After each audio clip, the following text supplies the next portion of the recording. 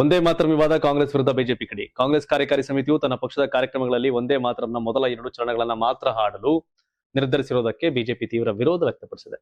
ಬಿಜೆಪಿಯ ನೂತನ ರಾಷ್ಟ್ರೀಯ ಪದಾಧಿಕಾರಿಗಳ ಮೊದಲ ಸಭೆಯಲ್ಲಿ ಕಾಂಗ್ರೆಸ್ ನಿಲುವನ್ನು ಖಂಡಿಸುವ ಪ್ರಸ್ತಾವ ಅಂಗೀಕರಿಸಲಾಗಿದೆ. ಒಂದೇ ಮಾತರಂನ ಗೌರವ, ಘನತೆ ಮತ್ತು ಐತಿಹಾಸಿಕ ಪರಂಪರೆಯಲ್ಲಿ ಯಾವುದೇ ರಾಜಿ ಮಾಡಿಕೊಳ್ಳುವುದಿಲ್ಲ ಅಂತ ಬಿಜೆಪಿ ಸ್ಪಷ್ಟಪಡಿಸಿದೆ. ಸುದ್ದಿಗೋಷ್ಠಿಯಲ್ಲಿ ಮಾತನಾಡಿದಂತ ಬಿಜೆಪಿ ವಕ್ತಾರ ಸಂಬಿತ್ ಪಾತ್ರ 2026 ಆಗಸ್ಟ್ 15ರಂದು ಕೆಂಪುಕೋಟೆಯಲ್ಲಿ ಒಂದೇ ಮಾತರಂನ ಸಂಪೂರ್ಣ ಆವೃತ್ತಿ ಹಾಡಲಾಗಿತ್ತು. ಆದರೆ ಕಾಂಗ್ರೆಸ್ ಕಚೇರಿಯಲ್ಲಿ 2 ಚರಣಗಳ ಬಳಿಕ ಗೀತೆಯನ್ನು ನಿಲ್ಲಿಸಲಾಯಿತು ಅಂತ ಆರೋಪ ಮಾಡಿದ್ರು. ಇದೇ ನಿಲುವನ್ನು ಕಾಂಗ್ರೆಸ್ ಕಾರ್ಯಕಾರಿ ಸಮಿತಿ ಮುಂದುವರಿಸಲು ನಿರ್ಧರಿಸಿದೆ ಅಂತ ಟೀಕಿಸಿದ್ರು.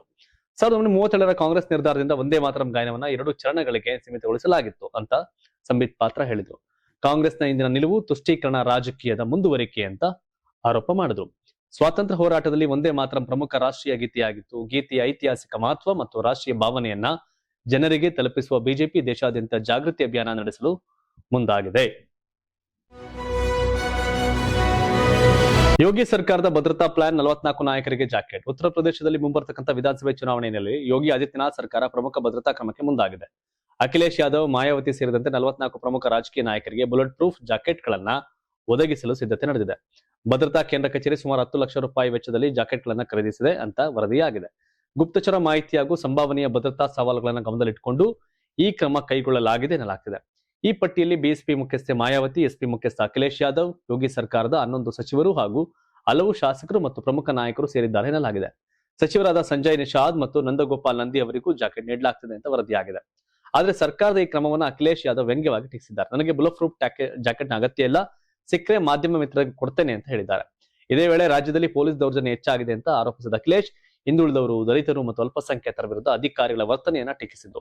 ಬಿಜೆಪಿ ವಿರುದ್ಧವೂ ವಾಗ್ದಾಳಿ ನಡೆಸಿದ ಅವರು ತಮ್ಮ ಪಕ್ಷ ಯಾವುದೇ ಮೈತ್ರಿ ಧರ್ಮವನ್ನ ಮುರಿಯೋದಿಲ್ಲ ಅಂತ ಸ್ಪಷ್ಟಪಡಿಸಿದ್ರು. ಲೋಕಸಭೆಯಲ್ಲಿ ಬಿಜೆಪಿ ಮಕಡೆ ಮಲಗಿತ್ತು.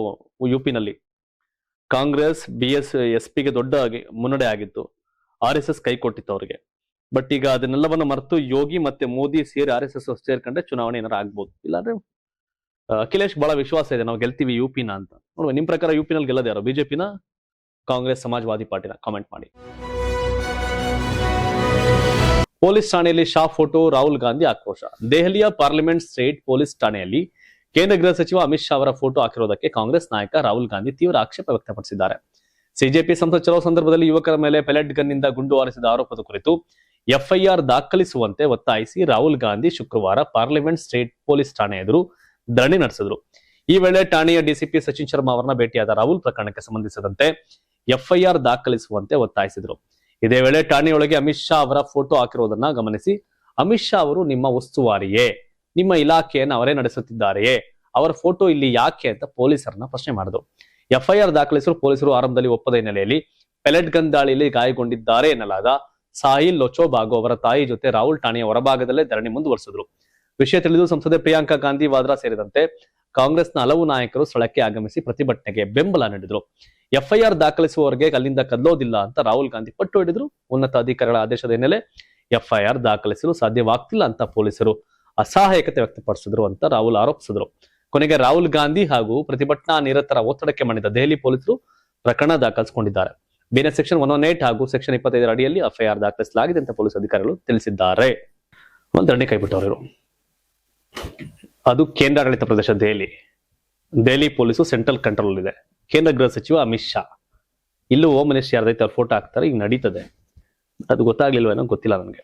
ಕರ್ನಾಟಕದಲ್ಲೂ ಕೂಡ ಅಲ್ಲಿ ಕೇಂದ್ರ ನಮ್ದು ರಾಜ್ಯ, ಅದು ಕೇಂದ್ರಾಡಳಿತ ಪ್ರದೇಶ. ಕೇಂದ್ರ ಗೃಹ ಮಂತ್ರಿ ಅಂದ್ರೆ ಕೇಂದ್ರ ಸರ್ಕಾರದ ಅಂಡರ್ಗೆ ಅಲ್ಲಿ ವ್ಯವಸ್ಥೆ ಇದೆ. ಪೊಲೀಸ್ ಸ್ಟೇಟ್ ಕೈಲಿಲ್ಲ, ಹಾಗಾಗಿ ಇರಬಹುದು ಆತರ ಅಂತ.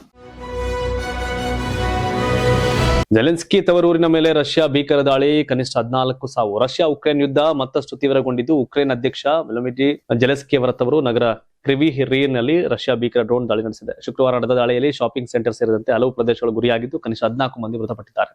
120ಕ್ಕೂ ಹೆಚ್ಚು ಜನ ಗಾಯಗೊಂಡಿದ್ದಾರೆ. ಗಾಯಗೊಂಡವರಲ್ಲಿ ಮಕ್ಕಳು ಕೂಡ ಇದ್ದು, ಹಲವರ ಸ್ಥಿತಿ ಗಂಭೀರವಾಗಿದೆ ಅಂತ ಅಧಿಕಾರಿಗಳು ತಿಳಿಸಿದ್ದಾರೆ. ಮೊದಲ ದಾಳಿಯ ಸುಮಾರು ಅರ್ಧ ಗಂಟೆಯ ಬಳಿಕ ಮತ್ತೊಂದು ಡ್ರೋನ್ ದಾಳಿ ನಡೆದಿದ್ದು, ರಕ್ಷಣಾ ಕಾರ್ಯಾಚರಣೆಯಲ್ಲಿ ತೊಡಗಿದ್ದ ಸಿಬ್ಬಂದಿಯನ್ನೇ ಗುರಿಯಾಗಿಸಿಕೊಂಡು ದಾಳಿ ನಡೆಸಲಾಗಿದೆ ಅಂತ ಆರೋಪ ಮಾಡಲಾಗಿದೆ.